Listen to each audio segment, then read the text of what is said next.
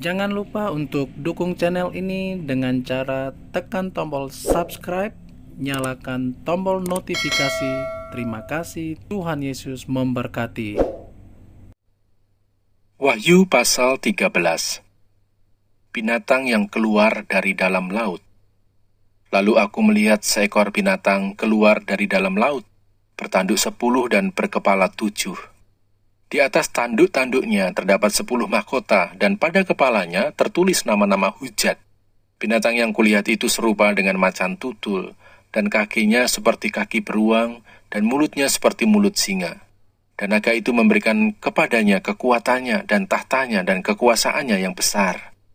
Maka tampaklah kepadaku satu dari kepala-kepalanya seperti kena luka yang membahayakan hidupnya, tetapi luka yang membahayakan hidupnya itu sembuh. Seluruh dunia heran, lalu mengikut binatang itu.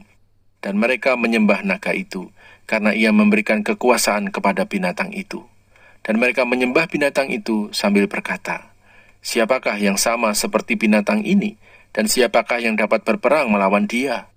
Dan kepada binatang itu diberikan mulut yang penuh kesombongan dan hujat.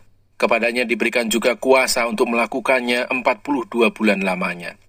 Lalu ia membuka mulutnya untuk menghujat Allah, menghujat namanya, dan kemah kediamannya, dan semua mereka yang diam di sorga.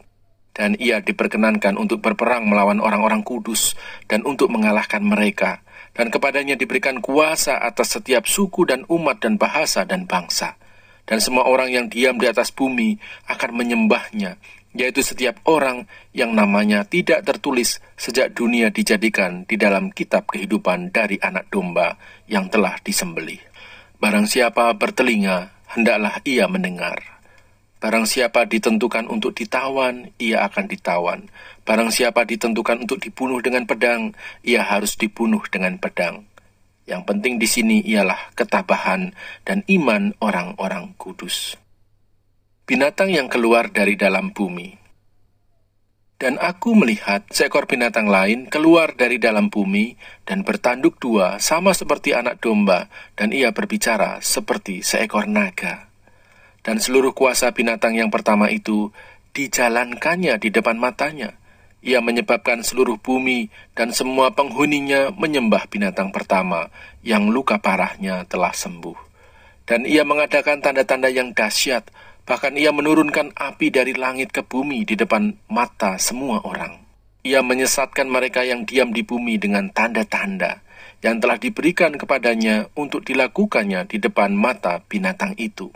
Dan ia menyuruh mereka yang diam di bumi supaya mereka mendirikan patung untuk menghormati binatang yang luka oleh pedang, namun yang tetap hidup itu. Dan kepadanya diberikan kuasa untuk memberikan nyawa kepada patung binatang itu, sehingga patung binatang itu berbicara juga, dan bertindak begitu rupa, sehingga semua orang yang tidak menyembah patung binatang itu dibunuh. Dan ia menyebabkan sehingga kepada semua orang, kecil atau besar, kaya atau miskin, merdeka atau hamba, diberi tanda pada tangan kanannya atau pada dahinya, dan tidak seorang pun yang dapat membeli atau menjual selain daripada mereka yang memakai tanda itu, yaitu nama binatang itu atau bilangan namanya. Yang penting di sini ialah hikmat. Barang siapa yang bijaksana, baiklah ia menghitung bilangan binatang itu, karena bilangan itu adalah bilangan seorang manusia, dan bilangannya ialah 666.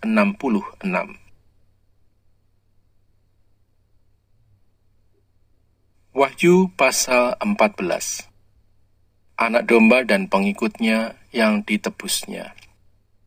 Dan aku melihat, sesungguhnya anak domba berdiri di bukit Sion, dan bersama-sama dengan dia 144.000 orang, dan di dahi mereka tertulis namanya dan nama bapanya.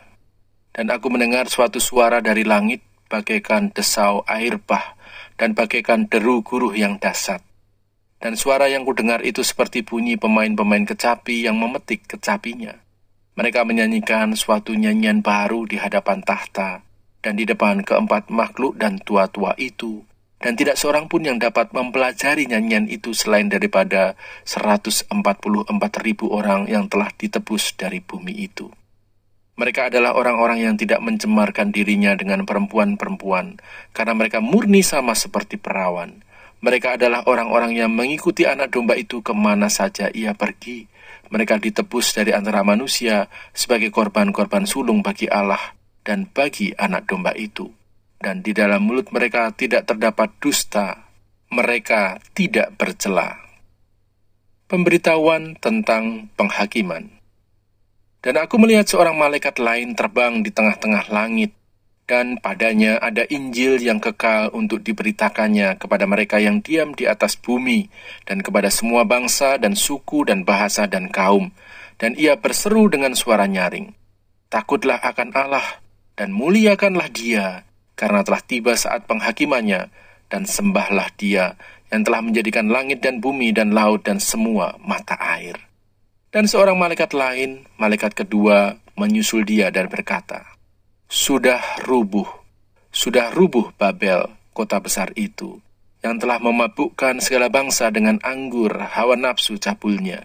Dan seorang malaikat lain, malaikat ketiga, menyusul mereka dan berkata dengan suara nyaring, "Jikalau seorang menyembah binatang dan patungnya itu, dan menerima tanda pada dahinya atau pada tangannya, maka ia akan minum dari anggur murka Allah yang disediakan tanpa campuran dalam cawan murkanya, dan ia akan disiksa dengan api dan belerang di depan mata malaikat-malaikat kudus dan di depan mata anak domba.